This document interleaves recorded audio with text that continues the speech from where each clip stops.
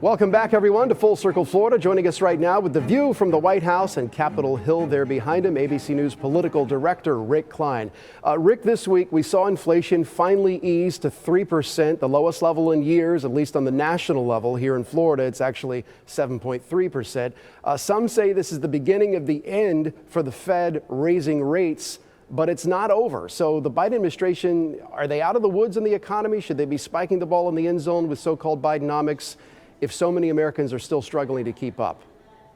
Yeah, no, I mean, obviously there's a lot of ways this can go sideways, and the realities and the numbers and the realities as people are feeling it are quite a bit different. I think that the shock of double-digit inflation is still hitting people's pocketbooks. Summer travel's more expensive, groceries. It's not like prices have gone down, even if inflation isn't spiking the way that it was early on in the Biden administration. I think there's a lot of work that has to be done, not just in making sure the economy's on sure footing, but in convincing Americans that the case. Bidenomics is a slogan.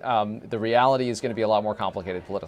Meanwhile, President Biden at the NATO Summit in Lithuania this week saying the U.S. will not waver in its support of Ukraine. This war, at least by proxy from the U.S., seems to be defining a pretty big chunk of the Biden presidency so far, at least on foreign policy. Is that winning Biden's support here at home, or could that be a liability next year?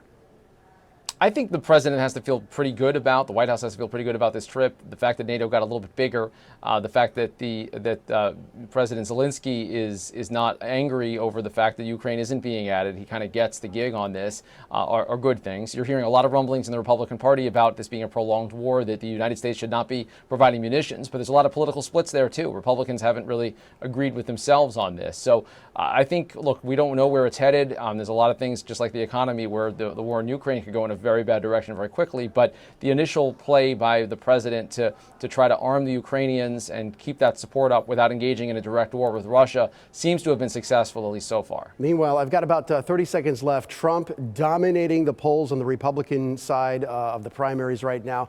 They're trying to fight any possible trials in the document case and so the other legal challenges that he's facing until after the election. If it does go to trial, though, and it doesn't work out for Trump, if he's found guilty, can he still actually run for president?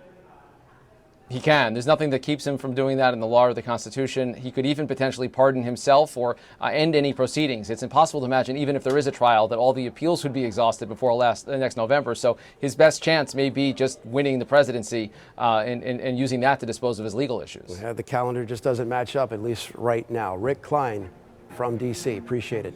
Next on Full Circle Florida, what's wrong with the Florida Democratic Party? My conversation with their new leader, Nikki Fried, next.